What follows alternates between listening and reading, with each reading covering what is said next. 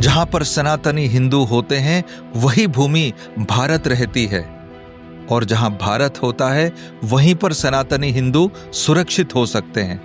अब जब मैं भारत माता की जय बोलता हूं तो ये केवल नारा नहीं, मैं अपनी माता को पुकार रहा हूं, भारत माता को, जिसके आंचल में भगवत गीता है, वेद है, शौर्य है, बलिदान है, कि भारत जीने की भूमि है, भारत मरने की भूमि है, और मरने के बाद बारंबार जन्म लेने की अगर कोई भूमि है तो वो ये भारत की पावन पुण्य भूमि है।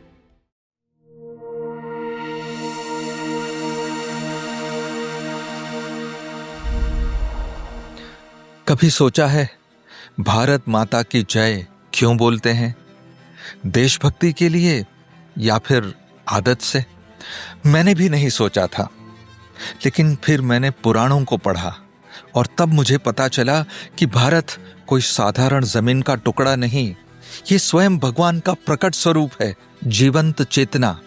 और हम सनातनी हिंदुओं का तो इस भूमि से एक इनसेपरेबल बॉन्ड है, एक अटूट रिश्ता। जहां पर सनातनी हिंदू होते हैं वही भूमि भारत रहती है, और जहां भारत होता है वहीं पर सनातनी हिंदू सुरक्षित हो सकते हैं। इस सत्य ने मेरे विचार को बदल कर रख दिया। भारत और कुछ भी नहीं, बस तेरी मेरी कहानी है। भारत को पवित्र पावन भूमि क्यों कहते हैं? जब मुझसे कोई पूछता है कि भारत को पावन पवित्र पुण्य भूमि क्यों कहते हैं, तब मैं उनसे कहता हूं कि जब भगवान को स्वयं इस पृथ्वी पर आना होता है तो वो भारत की भूमि को चुनते हैं। आप मुझे एक बात बताइए, भगवान राम का जन्म कहां हुआ? भगवान कृष्ण कहां जन्मे थे? बुद्ध कहां चले थे? और गुरु नानक देव कहां हुए? सब कुछ इसी भारत की पावन पुण्य भूमि पर।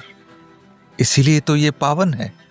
लेकिन आज तो भारत एक राष्ट्र है। भारत केवल एक राष्ट्र नहीं है। भारत इस पृथ्वी पर सबसे प्राचीनतम सभ्यता और संस्कृति में से एक है, and that makes us a civilisational democracy.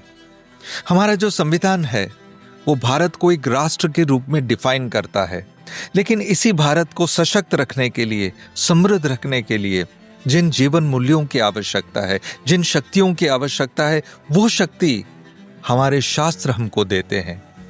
इसीलिए एक व्यक्ति के रूप में हो या एक राष्ट्र के रूप में, अगर हम मजबूत रहना चाहते हैं तो हमारे शास्त्रों से हमारा नाता मजबूत होना चाहिए। ये अनिवार्य है। क्या ये आपका पर्सनल ओपिनियन है? नहीं, ये मेरा पर्सनल ओपिनियन नहीं है।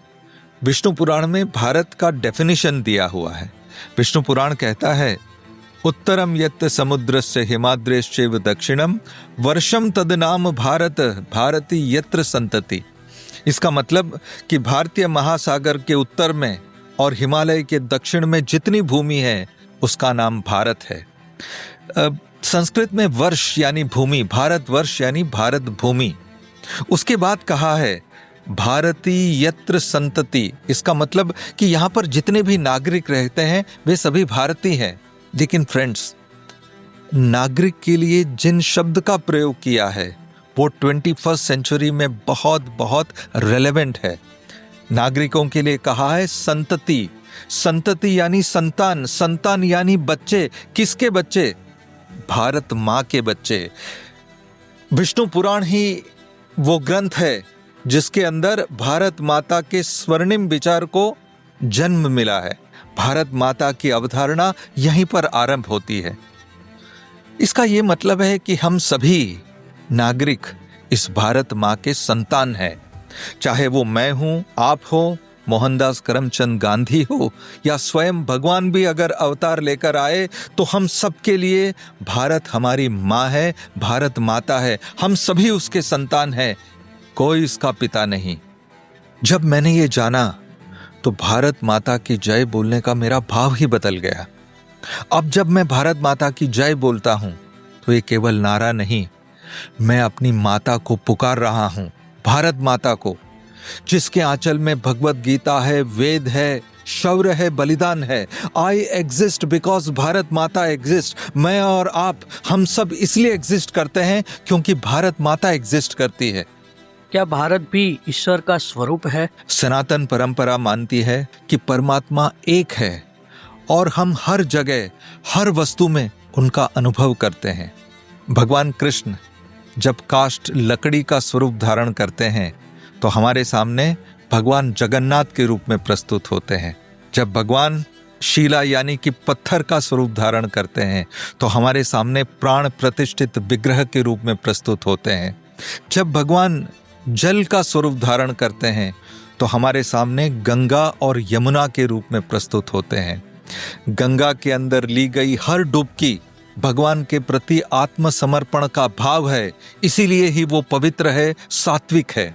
जब भगवान एक ध्वनि का रूप लेते हैं तो हमारे सामने ओम बनकर प्रस्तुत होते हैं, और भगवान जब एक पुस्तक का रूप लेते हैं तो हमारे सामने श्रीमद् भगवद गीता बनकर प्रस्तुत होते हैं, और जब भगवान एक भूमि का रूप लेते हैं तो हमारे सामने भारत की पावन पुण्य भूमि के रूप में प्रस्तुत होते हैं। भारत केवल भूमि नहीं, परमात्मा का रूप है। भारत माता एक देवी है, एक जीवित अनुभव है। भारत हमारा अस्तित्व है।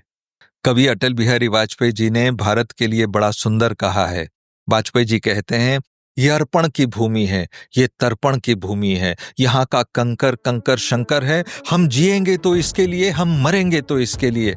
मित्रों, मैं आपसे सिर्फ इतना कहना चाहता हूँ कि भारत जीने की भूमि है, भारत मरने की भूमि है, और मरने के बाद बारंबार जन्म लेने की अगर कोई भूमि है तो वो ये भारत की पावन पुण्य भूमि है। भारत हमारी आत्मा की आवाज है, भारत हमारा अस्तित्व है। जहां पर भी है, बोलिए भारत माता की जय।